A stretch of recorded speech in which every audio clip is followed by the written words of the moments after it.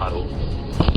અત્યારે મારી સાથે ચૌધરી સમાજના આગેવાન અમરાભાઈ જોડાયા છે. અમરાભાઈ, જે રીતે ચૌધરી સમાજ આખો ભેગો થયો છે, ત્યાં મહાદેવ રબારી છે, એમના ઊન ગામે જવામાં આવ્યું હતું, શું છે સમગ્ર મામલો સમજવો છે?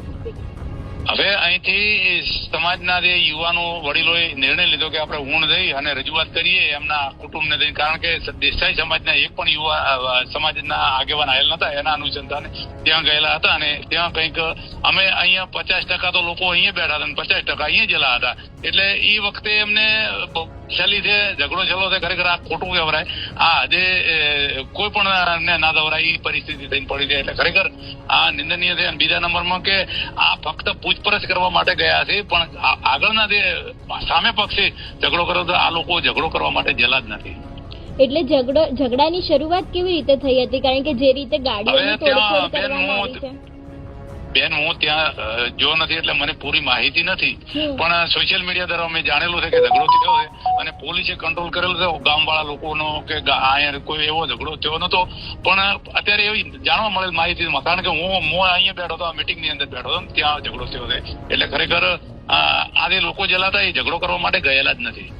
તો તમારી સમાજને શું અપીલ છે આગળ? હવે અમારી એવી અપીલ છે કે એના માતા પિતાને એમની દીકરી પરત આપે, આવી અમારી રજૂઆત છે અને આ રહેશે અમારી રજૂઆત. પણ અમરાભાઈ, દીકરીને તો આપવું નથી, એમના ઘરે પણ હવે એ દીકરીને આપવું ના હોય તો એના કુટુંબને આવી એના માતા પિતાને કહે તો સમાજ સંમત થશે. અને પણ એવું નહીં, જે રીતે કંકુ ચૌધરીના ઘરે જવામાં આવ્યું હતું, આવી રીતની આખી ઘટના સામે આવી હતી, તો આ કરવું કેટલું યોગ્ય છે? તમે શું માનો છો? હવે બેન, આમાં શું છે ખબર છે,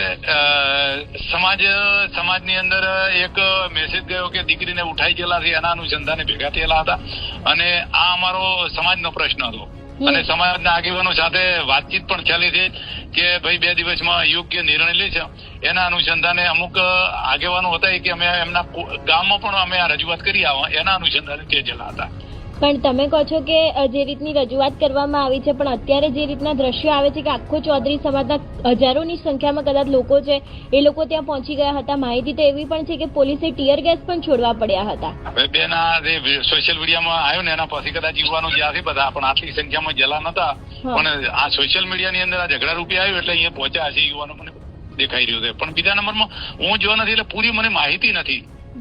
બિલકુલ અમરાભાઈ, આપ અમારી સાથે જોડાય બદલ આપનો ખૂબ ખૂબ આભાર.